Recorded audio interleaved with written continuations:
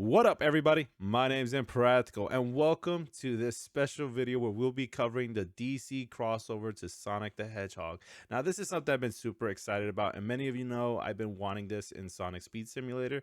So I'm here hoping to bring a lot of interest with my viewers into this comic in particular. So without further ado, let's just get in the video. So the story begins with Darkseid entering into Sonic's dimension. Now you could tell he's coming into this Darkseid style Death Egg and just coming right through the portal.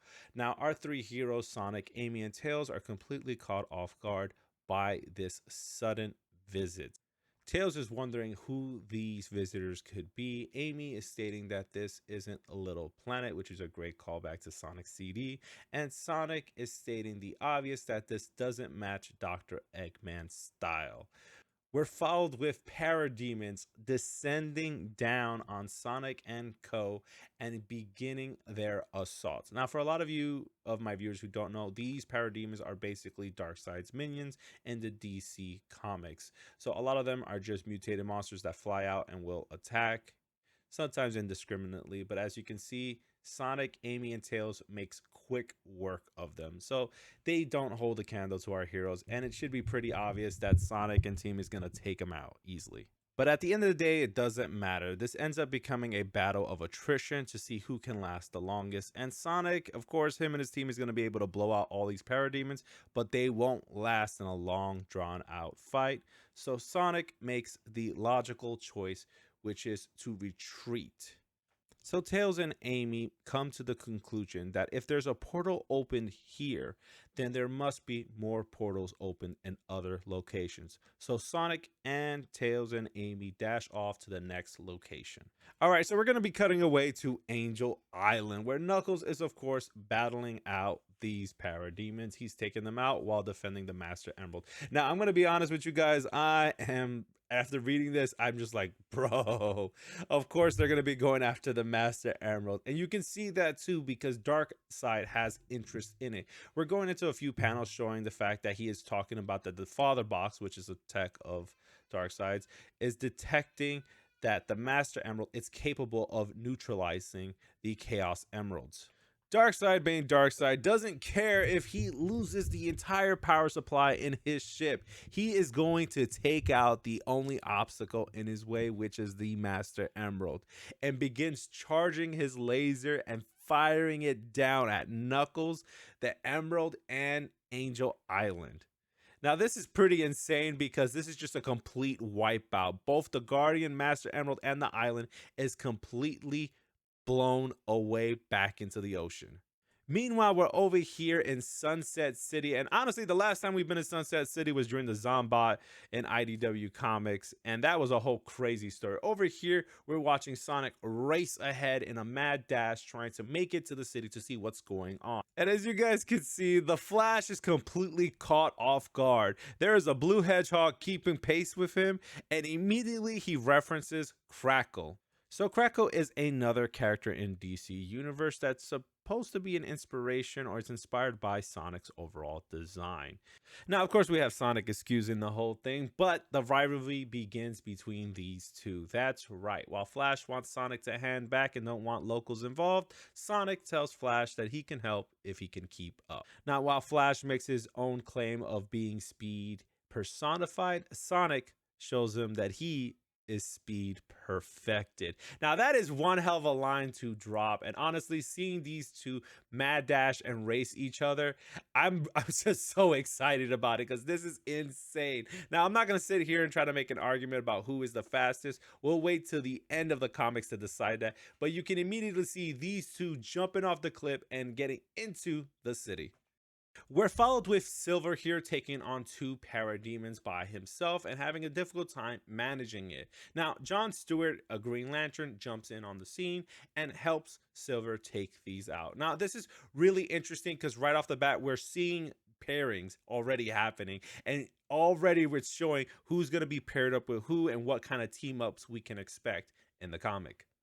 Immediately, we're followed with a parademon cornering this family, and both Batman and Shadow taking out this parademon together. Obviously, this wasn't planned, but both This takedown is amazing. I can't, like, come on, Batman and Shadow. Like, this is a pairing that's a match made in heaven. These two are both just straight business, okay? All hands and straight business. And this right here leads to them running off to the next group of parademons. Now, Amy and Tails are seeing the devastation that this is causing to the city, and they're looking around to see if any locals need help. While they're fighting one of the mechs, Wonder Woman appears on the scene with Cyborg. Again, the pairings are becoming very obvious throughout the comic, and you can see who's going to end up teaming up with who. Now, they make quick work of this mech, and it's completely brought down. Of course, everything's not so easy. While Darkseid's son Kalbak hops onto the scene, making a claim to fight Wonder Woman. And that's kind of short lived because Knuckles comes in with a huge blowout, knocking him down. Of course, Kalbeck, being Kalbeck, is exclaiming that he hardly felt that. And Knuckles wants payback for dropping his island out of the sky, surviving that massive explosion. And in comes Superman with the takedown. This leads to our two groups of heroes sharing information among each other on what's happening.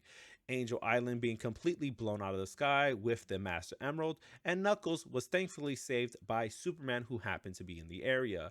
And this is where the introductions come in between Team Sonic and the Justice League. Now, Sonic making the obvious request of everyone cared to bring us up to speed, but slow it down because Flash, it needs help. He's not as fast as Sonic, obviously. So, introductions begin with Superman cutting off Flash with his comeback and mentioning that they are the Justice League. And of course, we're introduced to our heroes: Superman, Wonder Woman, John Stewart of the Green Lantern Corps, Flash, and of course, fastest man alive, Cyborg, and lastly, Batman. It's Sonic's turn for the introductions, and he makes it very clear that he is the real fastest things alive, and also lets the Justice League know that him and his friends aren't an organized team like them. They just happen to take life's problems one at a time, as they show. Now, of course, he introduces Tails as his little brother and resident genius. He introduces Amy as his long-term bestie. Long-term bestie. Seriously, Sega, can we not just admit that these two have a thing for each other for now? Okay, you know what? Fine. I'm gonna make this clear for all the viewers. The only canonical relationship or romantic feeling going on in Sega's world is between a crocodile and a rabbit. That's it. That's the only canon romance we got. Moving on, he introduces Knuckles as the toughest guy he knows, Silver as the hero from the future, and of course Shadow as the quote-unquote ultimate life form. Cyborg fills in Sonic and friends on the current situation on what attacked them. Now, the giant satellite that looked like a death egg is actually called Ragnarok. Nice pun there.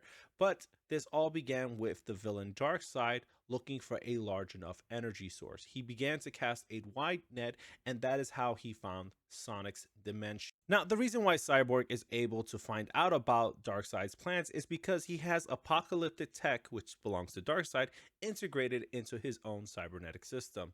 This allowed him to pick up on the plan and allowed the Justice League time to act and intervene. Now, Silver states the obvious that Darkseid must be after the Chaos Emeralds, and Sonic laments that it's always with the Emeralds, which I don't blame him. Everybody's always after the Emeralds, and it tends to become a big focal point for all their problems. Tails explains that the Chaos Emeralds are an unlimited source of power, which of course is a huge concern for the Justice League. This can allow Darkseid to destroy countless worlds or bypass and manifest the anti-life equation itself, which is something that Darkseid's always been hunting for, and it basically is used to wipe out all life in the universe.